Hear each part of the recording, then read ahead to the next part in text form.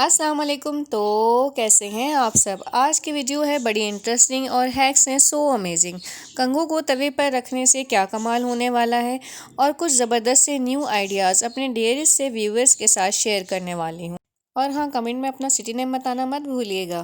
और पैसों का ये टोटका आज आपके पैसों को बढ़ाने वाला है और खाली जेब को भरने वाला है, बस बरकत ही बरकत।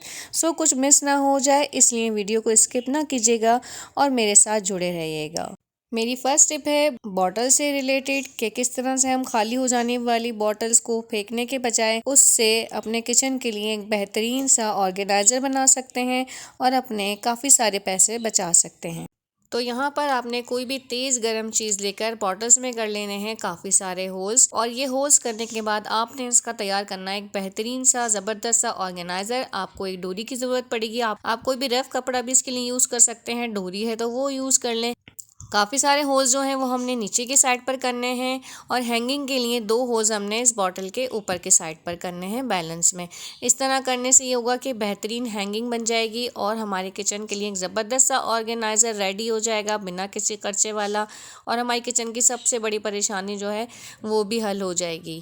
होता ये है कि हम अपने किचन के लिए बड़े महंगे महंगे से ऑर्गेनाइजर्स खरीद रहे होते हैं अपनी चीज़ों को रखने के लिए, लेकिन आप जानते नहीं हैं कि जो बॉटल्स होती हैं कोल्ड ड्रिंक्स की या किसी भी चीज़ की, जो इस तरह की प्लास्टिक की बॉटल्स होती हैं, खाली होने के बाद जब हम उनको फेंकते हैं ना तो हम अपना बहुत ज़्यादा नुकसान कर लेते हैं, क्योंकि ये हमारे महंगे महंगे ऑर्गेनाइजर्स का मुकाबला कर सकती हैं और हमारा बेहतरीन DIY बनकर तैयार हो सकती हैं और देखने वाले भी आपकी तारीफ़ किए बगैर रह नहीं सकते। तो यहाँ पर ये मेरा हैंगिंग तैयार हो चुका है। इसमें मैं रखूँगी अपना जूना और स्पंज, और अगर आप चाहें तो इसमें आप अपना सोप भी रख सकते हैं। उससे फ़ायदा ये होगा कि सोप जो है आपका वो बहुत कम मेल्ट होगा। जो ज़्यादा पानी भरा रहता है सोप में और वो ज़्यादा इस्तेमाल होता है और जल्दी ख़त्म हो जाता है, तो वो भी बेस्ट हो जाएगा। आपका सोप भी नहीं घुलेगा। मेरे पास सोप था नहीं, मैं लिक्विड यूज़ कर रही थी। सो मैं यहाँ आपको दिखा रही हूँ कि किस तरह से होल्स करने की वजह से नीचे से सारा पानी ईजिली रिमूव हो रहा है और ये बिल्कुल ड्राई रहेंगी चीज़ें, और इस तरह से ये चीज़ें यहाँ वहाँ बिखरी नहीं रहेंगी बल्कि एक ही जगह ईजिली मिल जाएंगी। और यहाँ पर एक बात आपको बताती चलूँ, स्पंज को ड्राई ज़रूर क्या करें वरना जर्म्स पैदा होते हैं। नेक्स्ट टिप की तरफ चलते हैं, वो भी है बहुत ही काम वाली नेक्स्ट टिप। अक्सर हम कहते हैं कि हम स्किन पर एलोवेरा लगाते हैं, हमें एलर्जी हो जाती है, हमें दाने हो जाते हैं। उसकी बड़ी वजह ये होती है कि जब हम एलोवेरा फ़ौरन से रिमूव करते हैं ताज़ा गमले में से, तो उसमें से एक इस तरह का केमिकल निकलता है। जी हाँ, ये केमिकल एक एसिड ही होता है। इसको आपकी स्किन पर बिल्कुल भी नहीं लगना चाहिए। तो आप कम अज़ कम आधे घंटे के लिए एलोवेरा के पत्ते को काट कर इसी तरह से किसी भी प्लेट में रख दिया करें। इसका सारा जितना भी ये येलो कलर का एसिड होता है ये निकल जाता है और अब आप इससे फ्री होकर यूज़ करें। नेक्स्ट टिप जो है वो है विंटर से रिलेटेड। सर्दियां हैं, बच्चों के साथ बहुत मसले मसाइल चल रहे होते हैं, उन्हें सर्दी लग जाती है। सबसे ज़्यादा बच्चों की सर्दियों में खांसी नहीं जा रही होती। तो इन सब का एक ही ट्रीटमेंट है। प्याज के अंदर आपने क्या करना है, प्याज का एक स्लाइस लेना है सिर्फ, और उसके ऊपर थोड़ी सी आपने डालनी है अजवाइन। इनफैक्ट अजवाइन की तासीर होती है बहुत ज़्यादा गर्म, और सर्दियों में जितनी भी ज़्यादा बीमारियां होती हैं जो सर्दी से रिलेटेड होती हैं, ये पहले से ही उन तमाम बीमारियों से आपको महफूज कर लेता है। शर्त यह है कि अजवाइन आपके यूज़ में होनी चाहिए। बच्चों को तो हम खैर अजवाइन खिला भी नहीं सकते और बच्चे खाएंगे भी नहीं। सिंपल आपने क्या करना है, टिश्यू पेपर लेकर उसमें आपने प्याज का ये स्लाइस रखकर उसको फोल्ड कर देना है। फोल्ड करने के बाद हम इसको रखेंगे तलवे के नीचे। क्या आप जानते हैं कि तलवे के नीचे हम जो भी दवाई लगाते हैं वो फ़ौरन से हमारे जिस्म में शामिल होने लगती है, एब्जॉर्ब होने लगती है। इसीलिए कहते हैं कि रात को तलवे के नीचे तेल लगाकर सोना चाहिए, क्योंकि वो जिस्म को गर्माइश पहुंचाता है और तमाम बीमारियों से हमें बचाता है।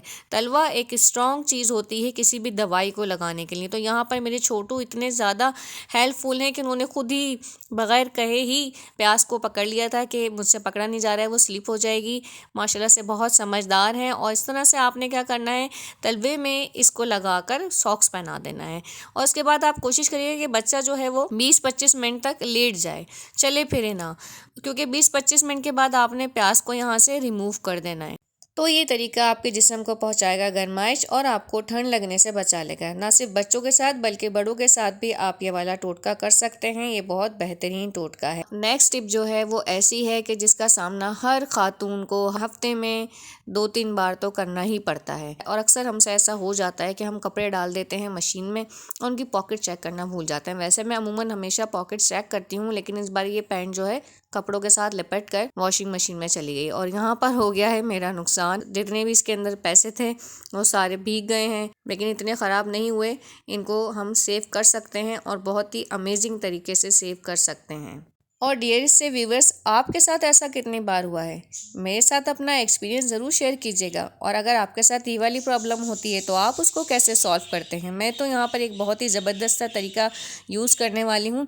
इसमें खर्चा कोई नहीं होगा, बचत ही बचत होगी, पैसों की भी बचत होगी, बिजली की भी बचत होगी। अमूमन हम इन्हें हवा में रखकर सुखाते हैं, जिसके लिए पंखा चलाना पड़ता है, बिजली खर्च होती है और नोट भी यहाँ वहाँ हवा में उड़ रहे होते हैं। या हम फिर इसको इस्त्री से सुखाते हैं और इस्त्री जब जलाते हैं तो उसका कितना बिल आता है ये सब जानते हैं कि इस्त्री सबसे ज़्यादा बिल लेकर आती है। तो यहाँ पर एक ज़बरदस्त सा तरीका है। आप रोटी पकाते हैं, रोटी पकाने के बाद आपका तवा बहुत गर्म हो रहा होता है, आपने सिंपल ये नोट जो है उस तवे पर रख देने हैं। और अगर रोटी पकाने के बाद आपका तवा गर्म नहीं है, उस टाइम आप रोटी नहीं पका रहे, तो फिर आप ये भी कर सकते हैं कि थोड़ी सी हीट देके तवे को फ़ौरन से गैस बंद कर दें। इस्त्री और पंखे से तो गैस कम ही यूनिट इस्तेमाल करती है। और प्यारे प्यारे व्यूवर्स से रिक्वेस्ट है कि अगर आपको वीडियो पसंद आई है तो प्लीज़ लाइक, सब्सक्राइब और अपने प्यारों के साथ इतनी अच्छी अच्छी सी काम वाली टिप्स एंड ट्रिक्स शेयर करना मत भूलिएगा। और ये जो टिप है ये वाकई आपके पैसों की बचत करेगी। ये यहाँ वहाँ नोट जो आपके गीले होके कभी फट जाते हैं, कभी हवाओं में उड़ रहे होते हैं, वो बच जाएंगे, आपकी पॉकेट भी भर जाएगी। दोबारा से आपके पॉकेट में जो पैसे निकल के गीले हुए थे वो दोबारा से पॉकेट में आ जाएंगे और आपके पैसों की भी बचत हो जाएगी। तो फिर इस टोटके से बढ़े ना आपके पैसे। चलिए चलते हैं अपनी नेक्स्ट टिप की तरफ।